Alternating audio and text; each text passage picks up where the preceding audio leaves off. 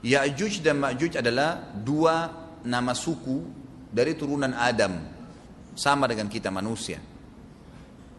Nabi SAW sebutkan ciri-ciri mereka.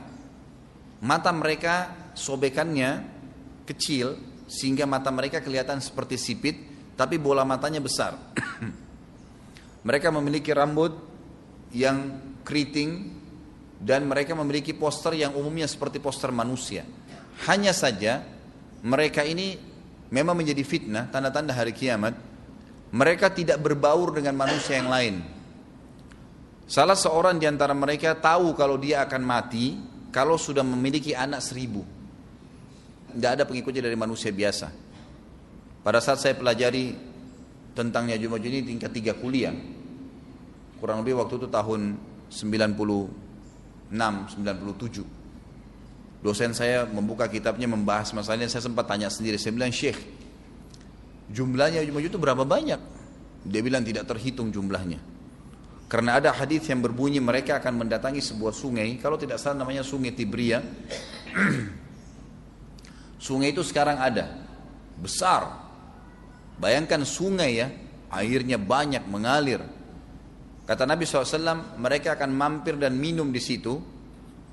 Mereka semua minum air sungai itu, dan yang terakhir dari mereka datang sudah nggak dapat air. Artinya air sungainya habis diminum. Bayangin berapa banyak jumlahnya tuh. Satu Jakarta aja sekarang kalau minum air sungai Ciliwung nggak habis. Mungkin nggak bakal habis kalau satu Indonesia pun minum. Bayangkan berapa banyak jumlah mereka tuh. Tidak terhitung. Nanti kan kita bacakan ayat-ayatnya tentunya. Banyak sekali ayat berhubungan dengan masalah itu. Tapi yang jelas pada saat itu Nabi SAW mengatakan, Allah berfirman kepada Isa, berkata, wahai Isa, aku akan mengeluarkan hamba-hambaku yang tidak ada seorang pun dari kalian bisa mengalahkannya, termasuk Isa alaihissalam, nggak bisa mengalahkan. Maka selamatkanlah dirimu bersama dengan pengikut-pengikutmu ke Gunung Tur namanya. Gunung Tur ini ada di Palestina. Ya. Ini rata-rata nanti hari kiamat ini di Syam, banyak negeri Syam kita. Gitu kan? Maka Nabi Isa pun alaihissalam menyelamatkan diri dengan pengikutnya ke Gunung Tur yang diikuti sama orang-orang yang beriman. Lalu tentu yang bisa ikut yang terjangkau pada saat itu, karena dunia sangat luas. Maka yang tidak sempat ikut dengan Nabi Isa alaihissalam, mereka dibunuh oleh Ya'juj Ma'juj. Allah Subhanahu wa taala memberikan ciri khas mereka, artinya cirinya mereka ini, mereka dihimpit di sebuah gunung. Di surah Al-Kahfi dijelaskan oleh Dzulkarnain.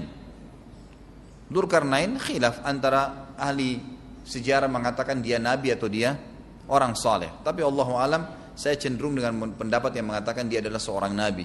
Karena Allah SWT angkat ceritanya dalam Al-Quran. Dan Allah berikan dia banyak mukjizat. Di antaranya mukjizatnya adalah menahan Ya'juj Ma'juj waktu itu ingin membuat kerusakan. Di zamannya dia dulu. Jadi memang Ya'juj Ma'juj ini ciri khasnya, kata Nabi SAW, mereka memakan apa saja. Batu. Kalau hewan-hewan itu kalah jengking sama ular. Binatang-binatang buas, harimau, mereka makan semua. Jadi bukan seperti manusia normalnya. Mereka membunuh semua yang bukan seperti mereka. Mereka buat kerusakan. Sampai-sampai kata Nabi SAW tidak ada yang bisa mengalahkan mereka dan jumlah mereka sangat banyak.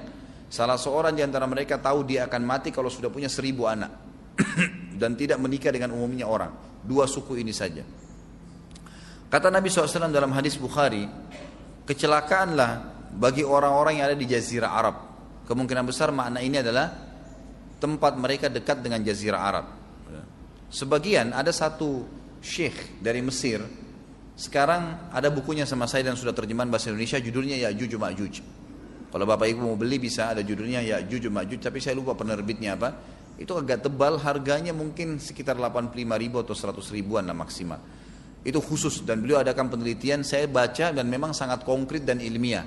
Beliau mendatangkan fakta kalau tempat Ya'juj Ma'juj yang disebutkan dalam Al-Quran itu ada di Cina, tembok Cina. Jadi seperti yang disebutkan dalam Al-Quran, 2 gunung yang disatukan, di antara celah gunung itu ditaruh tembaga-tembaga. Pernah pemerintah Cina mendapatkan ada celah dari tembok Cina itu yang bolong, waktu mereka mau tempel bolongan itu dengan batu-batu tanah yang mereka biasa taruh sekarang, ternyata di dalam itu ada tembaga yang mengeras, dan seperti disebutkan dalam Al-Quran. di mana ya Zulkarnain mempertemukan antara besi-besi yang ditumpuk lalu dipanasi, dibakar sehingga menjadi meleleh, kemudian disirami lagi dengan timah yang meleleh juga dan dibiarkan kering sehingga menjadi tembok besi. Kata Nabi SAW, kecelakaan bagi orang-orang yang Jazirah Arab karena telah terbuka dari lubangnya Ya'juj Ma'juj sebesar ini.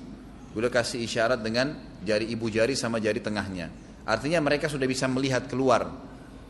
Tetapi kata Nabi SAW, setiap hari mereka terus menggali gunung itu, berusaha untuk keluar.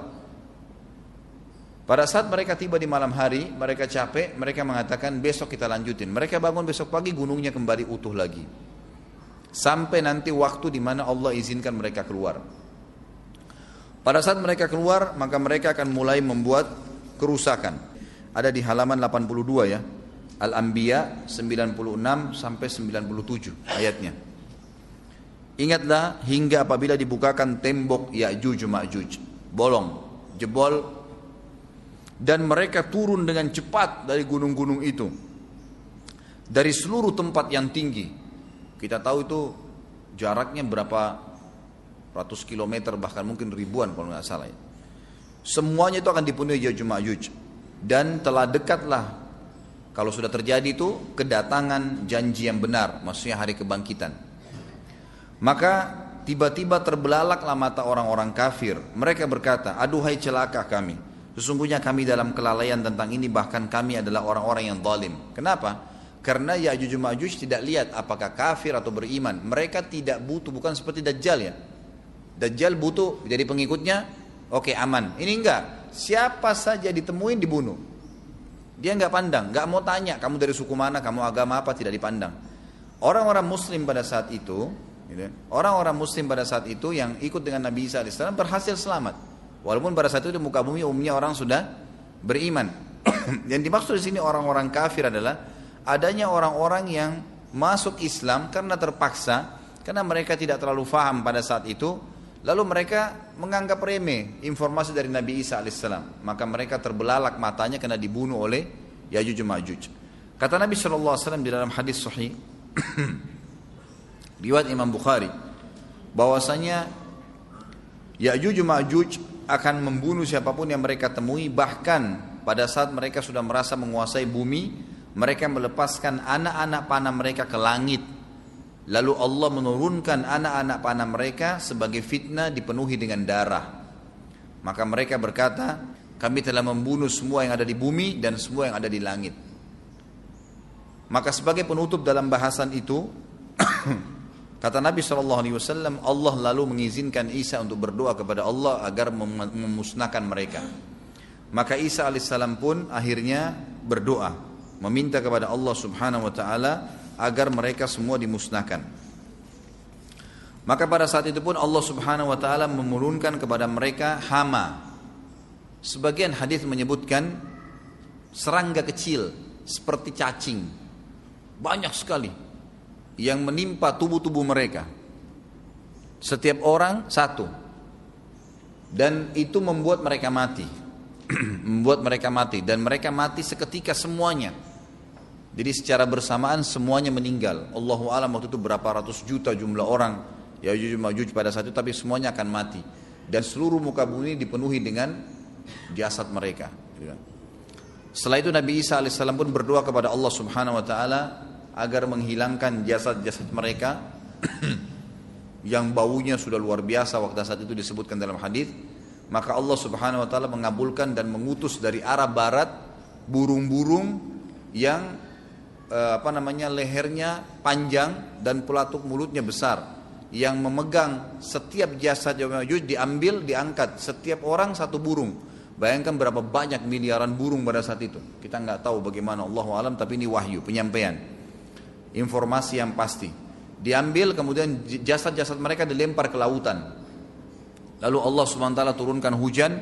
Pada saat turun hujan, maka hujan tersebut membersihkan semua bekas-bekas mereka, kotoran mereka, darahnya segala bersih. Maka bumi kembali subur lagi. Tapi tidak disebutkan berhubungan dengan masalah ini berapa lamakah kejadian tersebut terjadi. Kemudian setelah itu Isa AS memimpin lagi di muka bumi sampai beliau meninggal. Setelah Isa AS meninggal, kembali lagi sebagian besar manusia berbuat kekufuran. Kembali manusia berbuat kekufuran. Mereka kembali lalai, nggak ada lagi pemimpinnya karena terlalu banyak orang pada saat itu, maka ada yang kufur lagi.